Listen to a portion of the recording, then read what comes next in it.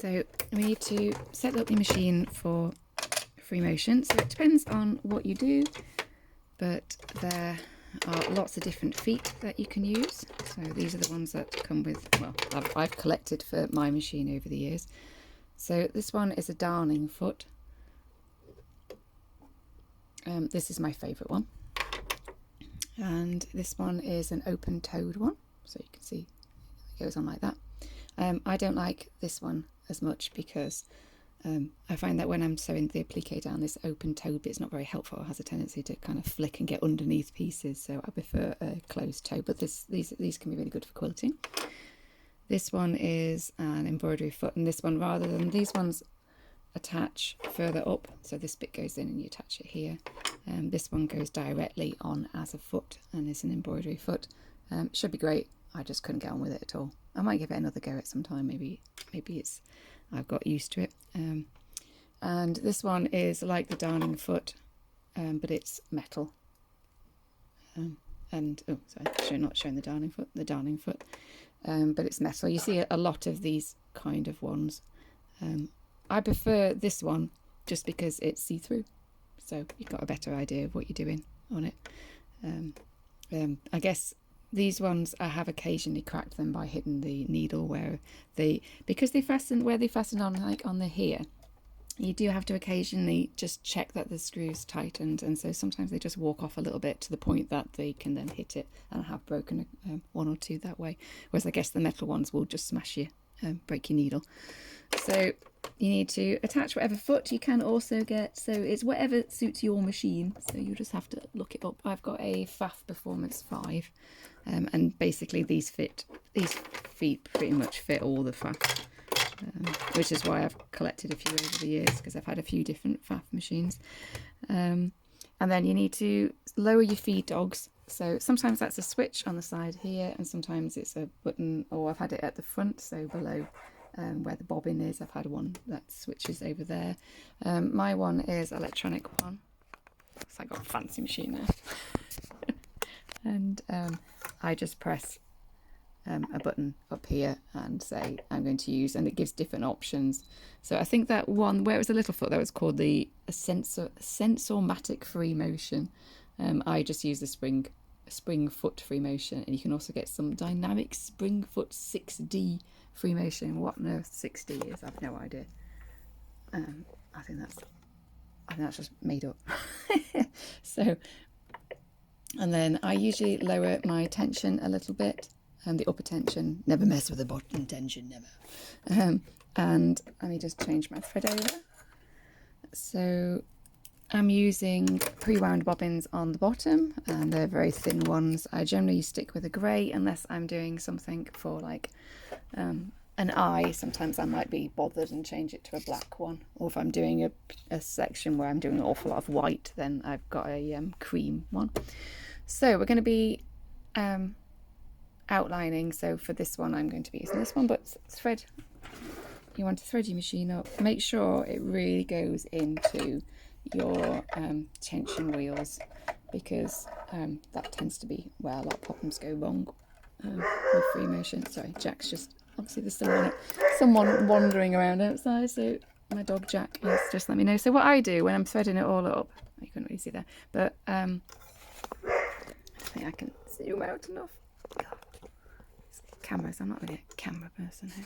So what I do is as I'm putting it through, I hold it on here as I go through all this bit, and then I'm providing a little bit of tension, and that just helps pull it through. And then once it's through to this bit, then I don't need to bother with that bit. And I found that makes a big difference for me with tension issues, as does the pre-wound bobbins. I know people don't like them because it's obviously cheaper to wind your own, but it really, for me, it makes a huge difference. I could really tell the difference of how many times you got that bit where it all just makes a big crow's nest underneath. So for me, it's totally worth the money. I don't go through them. I buy like a pack of 10 and I go through a couple a month. It's just not that expensive for me. So, and I do an awful lot of sewing. So for me, they're great. I really like them. All the threads I use are by Wonderful Specialty Threads, because I used to be on their teacher program, so I kind of switched my threads, and I really like them. So I'm not on their teacher program anymore, I don't think, but I've never bothered switching back, and I just stick with these because I think they're really nice. They've got really nice threads. So I'm going to carry on now, but that's setting you. Oh, anything else set up on your machine? So we talked about tension. Oh, and if you needles, that would be the other bit. So I use an embroidery needle.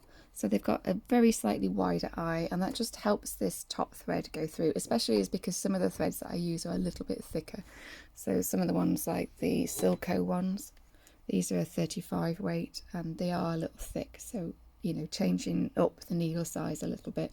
You do make sure that you don't keep the same needle on forever. I mean, generally I find I snap them every now and again. That sorts the issue out for me. But otherwise, you know, do change them, because otherwise it's got to pierce through, and it may be trying to pierce through several layers at the same time, and if it's not sharp, then what's going to happen is it's going to skip.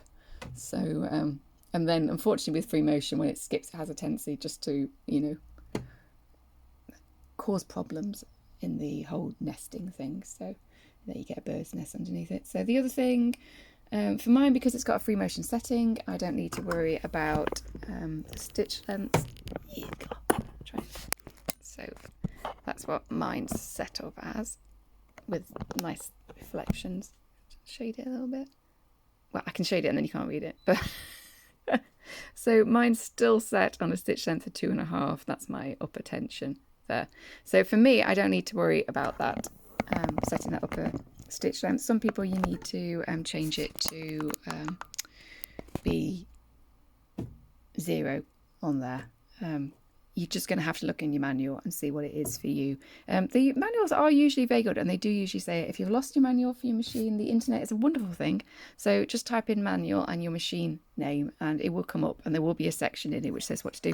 If your machine can't drop the feed dogs, what you can do is you can get like, and I've used it on an old machine, is you get like a darning plate, and there's this little plastic thing that kind of sits into here, and they lock on, and then it covers the feed dogs for you. So that might be useful on a more basic machine. And the other one you can do is you can buy a sprung needle, which there's like a spring in this bit, and that bit, it all kind of fastens on here. Because basically how the free motion works is as you move, with the foot down, is that foot is gripping each time the needle goes down.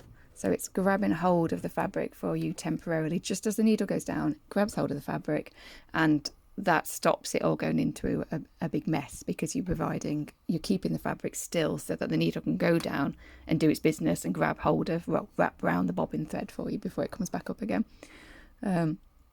So when you're sewing, if you go too fast, then this is like racing up and down, and it's very easy then to wiggle, because you're not getting long enough with it held, I find. So slow down a little bit. I'll talk about it as I go through, but I was thinking it would be a good idea to have a video where I kind of discuss all this at the same time. So you're aiming generally with free motion to sew as you normally would sew. So normally when you sew, unless like you're whizzing down a straight seam, you don't sew like absolutely foot to the floor, vroom, through. You know, your machine's kind of going so. It's that kind of rhythm, and you can keep a nice straight seam when you do that. But when people go on to doing free motion, they have a tendency to just suddenly go like 50 times faster than they normally would, and then non-surprisingly, they can't manage to move the fabric as smoothly. So it's a case of slowing down. And then when you slow down, you need to then try and move slowly. And it kind of feels like if you move too fast, you get like find a pen. You get this bit where you get as you turn a corner, you get like these little. Oh, you can't see.